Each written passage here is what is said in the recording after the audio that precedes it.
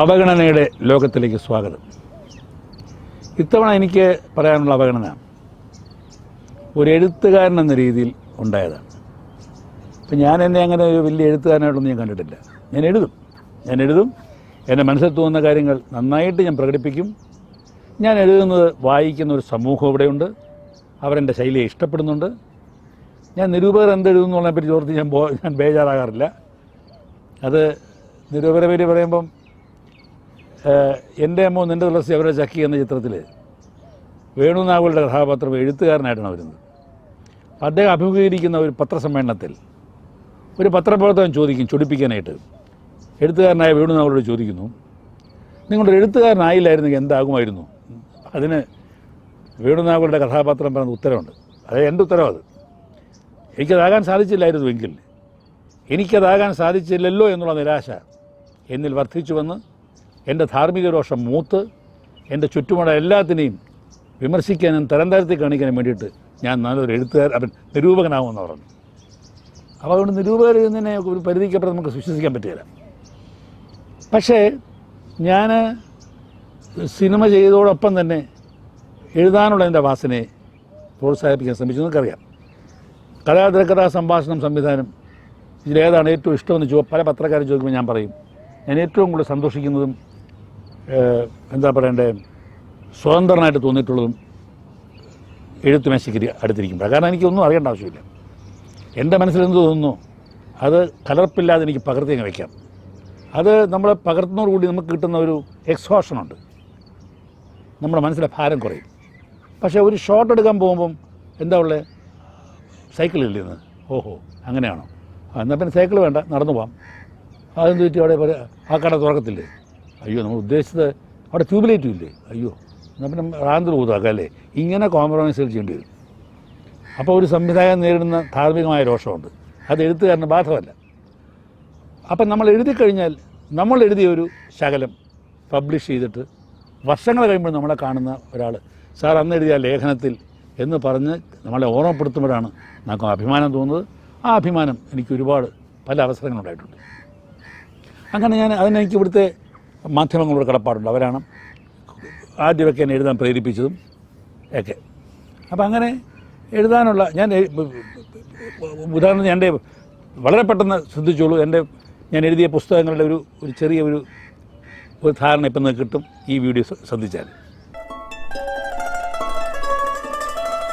ഒരെഴുത്തുകാരൻ എന്ന നിലയിൽ പ്രൗഢഗംഭീരമായ ഒരു വായനാലോകം ബാലചന്ദ്ര മേനോൻ തീർത്തെടുത്തിട്ടുണ്ട്. അമ്മയാണ് സത്യം, കാണാത്ത സുൽത്താന് സ്നേഹപൂർവം, നിന്നെ എന്തിനു കൊള്ളാം, അറിയാത്തത് അറിയേണ്ടത് എന്നീ നർമ്മലേഖന സമാഹാരങ്ങളോടൊപ്പം മുഖം അഭിമുഖം എന്ന അഭിമുഖ സമാഹാരവും 12 ചെറുകഥകളുടെ സമാഹാരവും ഈ തൂലികയിൽ നിന്നും പുറത്തിറങ്ങി.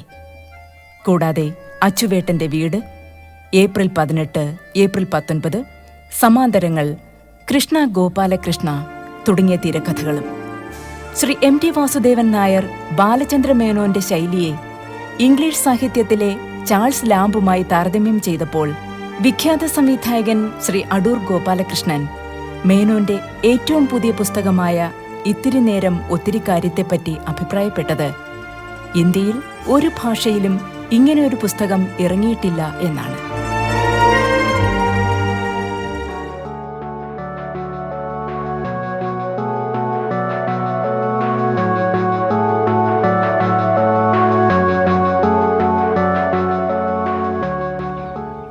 കണ്ടില്ലേ?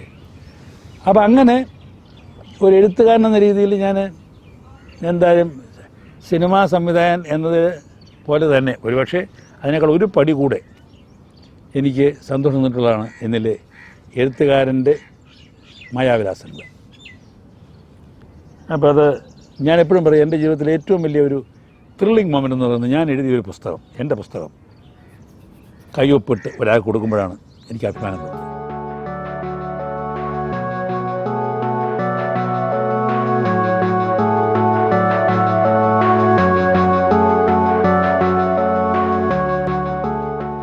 ഞാനത് ഷാർജ അന്താരാഷ്ട്ര പുസ്തകോത്സവത്തിലും പങ്കെടുക്കാൻ ഞാൻ വളരെ താല്പര്യം കാണിച്ചിട്ടുണ്ട്. കഴിഞ്ഞ വർഷം ഞാൻ പോയിരുന്നു. ഇത്തവണ പോകേണ്ടതായിരുന്നു, അമേരിക്കൻ യാത്രകളും പോകാൻ പറ്റിയില്ല. അടുത്ത വർഷം പോകണമെന്ന് ആഗ്രഹിക്കുന്നു. ഞാൻ നേരത്തെ പറഞ്ഞ പുസ്തകത്തിൻ്റെ പുതുപുസ്തകത്തിൻ്റെ മണം എനിക്ക് വലിയ ഇഷ്ടമാണ്. അപ്പോൾ പറഞ്ഞു വന്നത് എൻ്റെ ആദ്യത്തെ പുസ്തകത്തിൻ്റെ കഥയാണ്. ഞാൻ ആദ്യമായിട്ട് പുറത്തിറങ്ങിയ എൻ്റെ പുസ്തകം, അതിൻ്റെ പേര് അമ്മയാണ് സത്യം എന്നാണ്. അത് മംഗളം വാരികയിൽ ഖണ്ഡാശ പ്രസിദ്ധീകരിച്ചതാണ്. എൻ്റെ ആത്മകഥാപരമായ ഒരു ആലേഖനമാണത്. കുറേ പച്ചയായ അനുഭവങ്ങൾ പച്ചയായ ഭാഷയിൽ പറയുന്നു. അത് പ്രസിദ്ധീകരിച്ചിരുന്നപ്പോൾ തന്നെ വായനക്കാരുടെ നല്ല അഭിപ്രായം.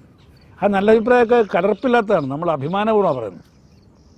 അങ്ങനെ അതിൻ്റെ ഒരു സ്വീകാര്യത കണ്ടിട്ടായിരിക്കാം എന്തെങ്കിലും പറഞ്ഞതിൻ്റെ പേര് ഞാൻ പുസ്തകമാക്കാൻ തീരുമാനിച്ചു. എൻ്റെ ആദ്യ പുസ്തകം പ്രകാശനം ചെയ്തത് മലയാളത്തിൻ്റെ മറക്കാനാവാത്ത എഴുത്തുകാരി ശ്രീമതി മാധവിക്കുട്ടി കമലാദാസ് ആയിരുന്നു. കോ ബാങ്ക് ഓഡിറ്റോറിയമായിരുന്നു തിരുവനന്തപുരത്ത്. സ്വീകരിച്ചത് മലയാള സിനിമയിലെ അമ്മ മുത്തശ്ശി ആറന്മുള പൊന്നമ്മയായിരുന്നു. ആ ചടങ്ങിൽ എൻ്റെ ഓർമ്മ ശരിയാണെങ്കിൽ Sahitya Akademi chairman Shri KM Thirayan, professor KM Thirayan ഉണ്ടായിരുന്നു. എൻ്റെ അധ്യാപകൻ M കൃഷ്ണൻ നായർ സാറുണ്ടായിരുന്നു. എൻ്റെ സുഹൃത്തും നടനും സംവിധായകനൊക്കെ തന്നെയായ ശ്രീ കരമന ജനാർദ്ദനൻ നായരുണ്ടായിരുന്നു. പിന്നെ ആരെങ്കിലും വിട്ടുപോകണമെന്ന് അറിയത്തില്ല. പ്രധാനികളായിട്ടുള്ള ആൾക്കാരുടെ കാര്യം പറയുന്നത്. അപ്പോൾ അങ്ങനെ ഒരു നല്ല നിറഞ്ഞ സദസ്സായിരുന്നു. DC കിഴക്കേമുറി അദ്ദേഹം ഉണ്ടായിരുന്നു, DC ബുക്സിൻ്റെ അധിപൻ. അന്ന് അദ്ദേഹം പറഞ്ഞൊരു വാക്ക് എനിക്ക് ഓർമ്മയുണ്ട്. നിറഞ്ഞ കവിയുന്ന സദസ്സായിരുന്നു കോ ബാങ്ക് ഓഡിറ്റോറിയത്തിൽ. അതിൻ്റെ ഓർഗനൈസർ ഞാൻ തന്നെയായിരുന്നു. എൻ്റെ എല്ലാ പരിപാടിക്കും കഥാതീർഘ സംഭാഷണം ഞാനാണല്ലോ, അറിയാമല്ലോ നിങ്ങൾക്ക്. അന്ന് ആ വേദിയിൽ അദ്ദേഹം പറഞ്ഞു, ഞാൻ ഒരുപാട് പുസ്തകങ്ങൾ പ്രകാശനം ചെയ്യുന്നത് കണ്ടിട്ടുണ്ട്, പക്ഷേ ഒരു പുസ്തക പ്രകാശനത്തെ ആഘോഷമായിട്ട് നടത്തുന്ന ഒരേ ഒരു വ്യക്തിയുള്ളൂ, അത് ബാലേന്ദ്രനാണെന്ന് പറഞ്ഞു. അത് അന്നത്തെ അവിടുത്തെ ആ മീറ്റിങ്ങിൻ്റെ ഒരു ചിട്ടയും വട്ടവും എല്ലാം കണ്ടപ്പോൾ അദ്ദേഹം പറഞ്ഞു പോയതാണ്. അന്ന് ശ്രീമതി മാധവിക്കുട്ടി പറഞ്ഞൊരു ചെറിയൊരു നുണുങ്ങ് കഥ എനിക്ക് ഓർമ്മയുണ്ട്. അവർ പറഞ്ഞു പ്രസംഗത്തിൽ, ഞാനിപ്പോൾ ഒരു കഥ എഴുതിക്കൊണ്ടിരിക്കുകയായിരുന്നു. അതൊരു എൻ്റെ ഓർമ്മയെന്ന് പറയാം കേട്ടോ. അതൊരു മരണക്കിണറിൽ നമ്മൾ കാണാറുണ്ടല്ലോ, ബൈക്ക് ഓടിക്കുന്ന ഒരു ചെറുപ്പക്കാരൻ്റെ കഥയായിരുന്നു. ആ കഥ എഴുതി വന്നപ്പം എൻ്റെ മനസ്സിൽ വന്ന രൂപകൽപ്പനയിൽ അയാൾക്കൊരു തലയെക്കെട്ട് വേണം, ഈ ബൈക്ക് ഓടിക്കുന്ന ആളിന്. അങ്ങനെ തലയെക്കെട്ട് കെട്ടിയിട്ട് ബൈക്ക് ഓടിക്കുന്ന ആളിൻ്റെ രൂപത്തെപ്പറ്റി ഞാൻ പലതവണ പറയുകയും എഴുതുകയും വ്യാഖ്യാനിക്കുകയൊക്കെ ചെയ്തു തന്നപ്പം അതിൻ്റെ ഛായ വന്നപ്പോൾ ബാലേന്ദ്രനാഥൻ്റെ ഛായ. അന്നവിടെ പ്രസംഗിച്ച ബാലേന്ദ്രനാഥൻ തന്നെ, ബാലേന്ദ്രനാഥൻ തലയെക്കെട്ടും കെട്ടിയിട്ട് ഈ മരണക്കിണറിൽ ബൈക്ക് ഓടിക്കുന്ന ആ ദൃശ്യം എൻ്റെ മനസ്സിൽ കൊടുത്തു. പക്ഷേ എൻ്റെ ക്ലൈമാക്സിൽ മരണക്കിണറിൽ വീണികളും മരിക്കണം, അതാണ് ക്ലൈമാക്സ്. ബാലേന്ദ്രനെ മരിക്കണമെന്ന ഒരാശയം എനിക്ക് ഉൾക്കൊള്ളാൻ പറ്റിയില്ല. എൻ്റെ കഥാപാത്രത്തിന് മരിക്കാം, പക്ഷേ ബാലേന്ദ്രനെ മരിക്കാൻ പാടില്ല. കാരണം ബാലേന്ദ്രനെ എനിക്കിഷ്ടമാണ്. അതുകൊണ്ട് ഞാൻ ആ കഥ കീറിക്കളഞ്ഞു എന്ന് പറഞ്ഞ കഥ വരെ എനിക്ക് ഓർമ്മയുണ്ട്. അപ്പോൾ ഞാൻ പറഞ്ഞു വന്നത്, ഇത് പുസ്തക രൂപത്തിൽ വരികയും ആൾക്കാർ അങ്ങേയറ്റം ആസ്വദിക്കുകയും ഒക്കെ ചെയ്ത പുസ്തകമാണ്. അപ്പോൾ സാഹിത്യ അക്കാദമി, അപ്പോൾ ഇപ്പം ഞാൻ അവാർഡുകളുടെ പ്രശ്നം വരുന്നത് നമ്മൾ പലപ്പോഴും അറിയാറില്ല. പുസ്തകം എഴുതിയോണ്ടൊന്നും കാര്യമില്ല. പുസ്തകം എഴുതി ഒരു അവാർഡ് കിട്ടുക എന്ന് പറഞ്ഞൊരു മാനേജ്മെൻറ്റാണെന്ന് ഞാൻ പറഞ്ഞത്. സത്യമാണ്. നമ്മൾ ആ സമയത്ത് അയക്കണം. ഒരുപാട് അവാർഡുകളുണ്ട്, എനിക്കെന്നെ അറിയത്തില്ല. അപ്പോൾ അവാർഡിൻ്റെ പരിഗണനയ്ക്ക് പുസ്തകം സമർപ്പിക്കണം. ഫോർ എക്സാമ്പിൾ, ഇത്തിരി നേരം ഒത്തിരി കാര്യം നേടി ഞാൻ പുസ്തകം എഴുതി.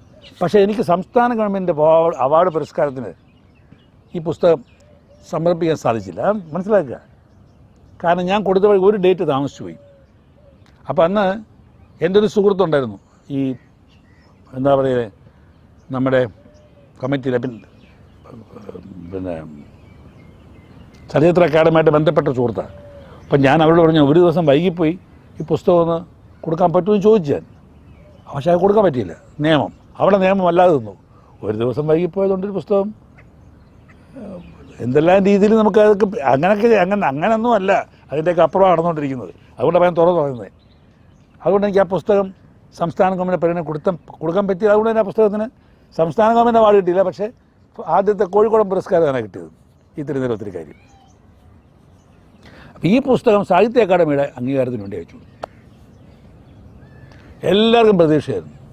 ഒരാദ്യ പുസ്തകം എന്ന രീതിയിൽ അത് മഹത്തരമായ ഗ്രന്ഥമാണെന്ന് ഞാൻ പറയുന്നില്ല. ഞാൻ ഈ കേരളത്തിൽ പറഞ്ഞ പോലെ നമുക്ക് ഒന്നാം സമ്മാനം നമ്മൾ കൂട്ടത്തിൽ നിന്ന് ഇരുത്തിക്കൂടെ മാഷേ, തമ്പുരാക്കന്മാരെന്നെ ചോദിച്ചോളൂ. ഞാൻ വേറൊന്നും പറഞ്ഞില്ല. നിങ്ങൾ ബാക്കി ആരെ വേണേൽ സപ്രപഞ്ചത്തിൽ ഇരുത്തിക്കൊള്ളൂ, നമ്മൾ അവഗണിക്കണോ എന്ന് ചോദിക്കുന്ന പോലെയാണ്. അപ്പോൾ എനിക്ക് ഭയങ്കര പ്രതീക്ഷയായിരുന്നു എന്തെങ്കിലും കിട്ടുമായിരിക്കും എന്നൊക്കെയാണ് ധരിച്ചത്. പക്ഷേ ബാലികേറാമലയ്ക്ക് സംഭവിച്ചതിന് ഇവിടെ സംഭവിച്ചു, ഒന്നും കിട്ടിയില്ല. പക്ഷേ ഈ സത്യം എന്തായാലും പുറത്തു വരും. നമ്മൾ ഒരു പ്രണയവിലാസത്തിൽ ഏർപ്പെട്ട് കഴിഞ്ഞാൽ ഗർഭം ഉണ്ടാകും കേട്ടോ. ഗർഭത്തെ ഒളിച്ചു വയ്ക്കാൻ പറ്റത്തില്ല.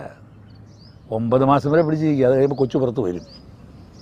അതാണ് കൊച്ചിൻ്റെ തലയിലെടുത്തെങ്കിൽ വിധിയെങ്കിൽ വരും എന്ന് പറയുന്ന പോലെ ഞാൻ അങ്ങ് വിട്ടു, കിട്ടിയില്ല, പോട്ടെന്ന് വെച്ചു.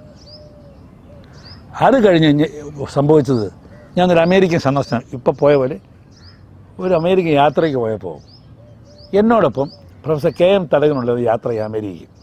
അന്നാണ് ഒരധ്യാപകൻ്റെ സമൂഹത്തിലുള്ള ഇമ്പാക്റ്റ് ഞാൻ മനസ്സിലാക്കുന്നത്. സരസനാണ് അദ്ദേഹം, KM തടകൻ. അന്ന് എൻ്റെ മോളുണ്ട് കൂടെ. മോള് കഷ്ടിച്ച് 3 വയസ്സും കണ്ടേ ഉള്ളൂ. അവളെ ഭാവന എന്ന് വിളിക്കുന്നതൊക്കെ ഓർമ്മയുണ്ട് അദ്ദേഹം എനിക്ക്. ഇപ്പം ഞാൻ പോയപ്പോഴും കല്യാണം കഴിച്ച് അവിടെ ജീവിക്കുന്ന മകൾ ഭാവന, അവളുടെ കൂടെയാണ് ഞാൻ താമസിച്ചത്. പോട്ടെ.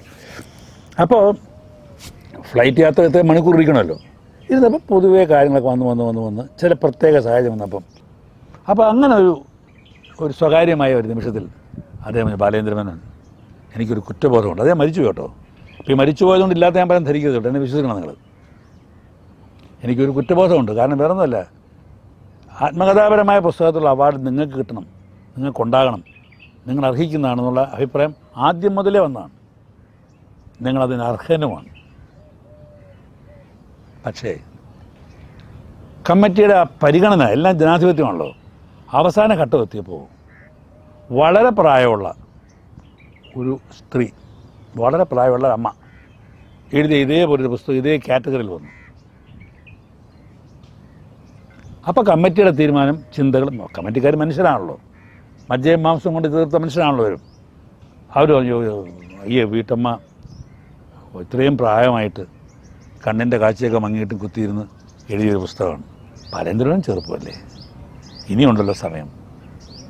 ഈ പരിഗണനയിൽ എനിക്കുള്ള അവഗണന കിട്ടി. എൻ്റെ പുസ്തകം നിഷ്കരണം തഴയപ്പെടുകയും ആ അമ്മയ്ക്ക് അവാർഡ് ലഭിക്കുകയും ചെയ്തു. ഞാൻ പേരുകൾ പറയുന്നില്ല. അപ്പോൾ ബാലേന്ദ്രൻ ചെറുപ്പമല്ലേ എന്നുള്ളത്, അതായത് ബാലേന്ദ്രമേനോൻ്റെ ശത്രു ബാലേന്ദ്രമേനോനായ ഒരു അപൂർവമായ അവസരമായിരുന്നു പുസ്തകത്തിന് കിട്ടാതെ പോയ എൻ്റെ അംഗീകാരം.